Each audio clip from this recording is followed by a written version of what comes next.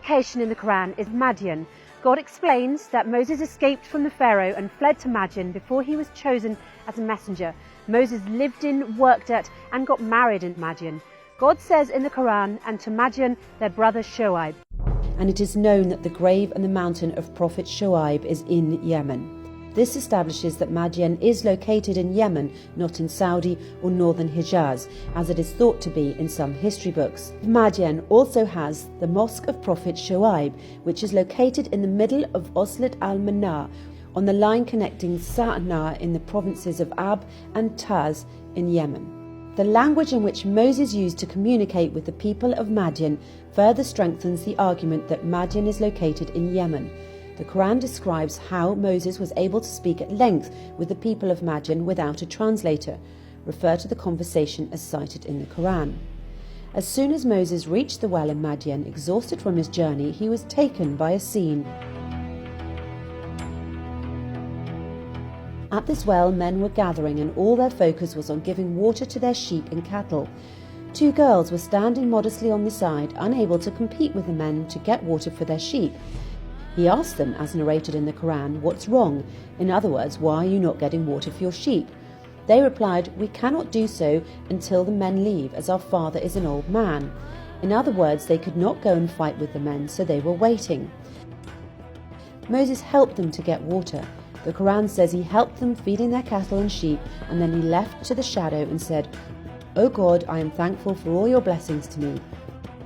Then one of the two girls came back to him and asked him to meet her father in order to thank him. As narrated in the Quran, one of them came walking modestly and said, "Our father is inviting you in order to reward you for what you've done." Moses went to meet the girl's father, and he told him the story of his escape from Pharaoh. As he came to the old man, he told him the story. So the old man replied, "Do not worry, you were saved from an oppressive people." The old man asked him to marry one of his daughters and to work with him in farming. "I want you to marry one of my daughters," to the end of the verse. This dialogue shows that the people in northern Sudan, or to be precise in the southern part of Misr before the 1899 borders, the place that Moses used to live in under the rule of the Pharaoh, and the people in Madian, the place that Moses escaped to, spoke the same language. The language they spoke is the southern Arabian language that is known to linguists as the Hammerian language. This southern Arabian language was both the language of Yemen and Abyssinia, and is also referred to as the Gears language. If anything, this explains why Moses fled from northern Sudan to Madian or Yemen, a place which shared a common language. It's important to understand here that the Arabian language can be classified into the southern Arabian language and the northern Arabian language.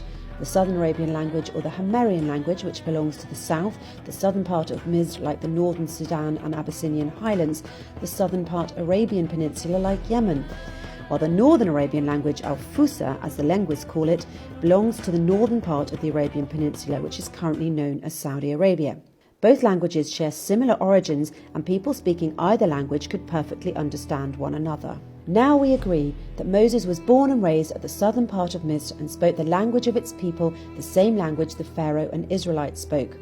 The Quran says, "And we never sent a messenger except by the tongue of his people, so he can illustrate to them the right, so God can guide whom he wants. He is the most wise." If we dig deeper into the origins of the Israelites in Misr, we ought to read the story of Joseph, the son of the prophet Jacob and the father of the Israelites.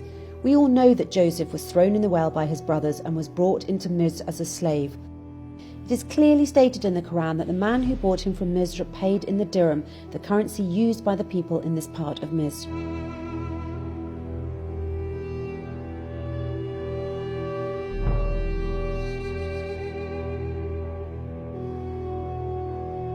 Knowing which region in Misr at the time dealt in dirhams will also lead us to figure out where Joseph was sold and whether the caravan entered Misr from the north towards Sinai, coming from the Sham, or it entered Misr from the south towards Abyssinia, coming from the southern Arabian Peninsula.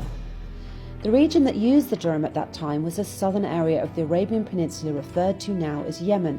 This implies that Joseph entered Misr from the southern Arabian Peninsula coming from Yemen, which shows that Israelites are originally Arab Bedouins from the southern Arabian Peninsula. It is worth noting here that the dirham was also used in Abyssinia all the way up to northern Sudan.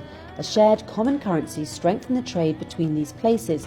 The Strong commercial ties were also attributed to the use of the same language, which we referred to earlier as the Southern Arabian language or the Hammerian language. Simply put, one language, one currency. Had Joseph been living in Sham and sold in northern Egypt, the buyer would not have paid for him in dirhams, as this was not the currency used in northern Egypt or in Sham. Nevertheless, it is a common misconception that Joseph, his parents and his brothers arrived from Sham to Egypt, indicating that the origins of the Israelites are from Sham. The Quran says on the tongue of Joseph, and he got them from the Bedouin area. It's impossible that the people in Egypt would refer to the people in Sham as Bedouins, because Bedouins were the inhabitants of the Arabian Peninsula at that time. Moreover, immigration of the Bedouins from the southern Arabian Peninsula to the southern part of Misr was a common practice at that time. In fact, a large number of inhabitants of Yemen immigrated to the southern part of Misr, now called North Sudan, through Abyssinia, and settled there in the south after the destruction of Mareb Dam. The connection between Yemen in the southern Arabian Peninsula and Abyssinia is strong and goes back to BC. The two places shared strong ties and movements between their inhabitants. Southern Arabs immigrated to the African coasts of Abyssinia and formed their own settlements there. Also, Africans immigrated to the southern Arabian Peninsula and even ruled it several times. This kind of immigration continued until Ptolemies ruled and had control over the Red Sea. Obviously, this two-way immigration led to the unification of languages between the different nations.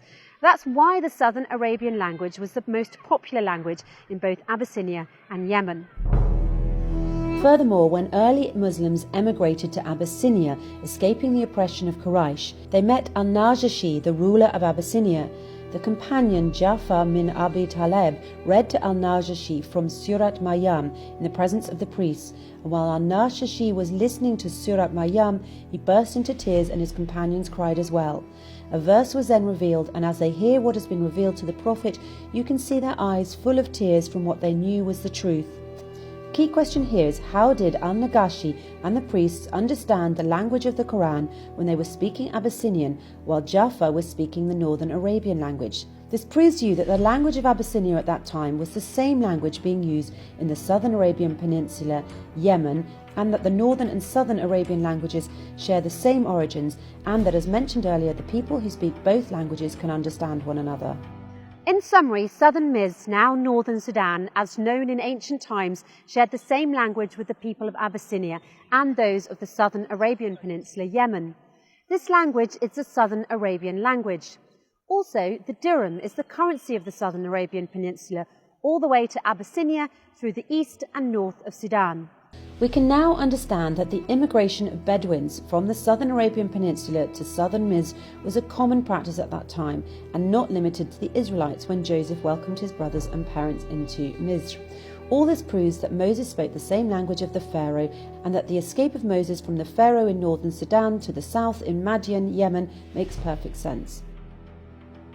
To take this one step further, based on the previous premise, mainly that Abyssinia, Yemen and northern Sudan shared the same language, as well as scientific proof that the first Homo sapien was discovered inside this triangle, specifically in Abyssinia, where the first civilization in the world was located, it shows that the first language humans used was this Southern Arabian language. In a nutshell, the Southern Arabian language is the oldest and first language for humans to know, and it is the origin of all other languages. The Southern Arabian language, or the Hammerian language, continued to spread from Yemen and Abyssinia through immigration to eastern and northern Sudan.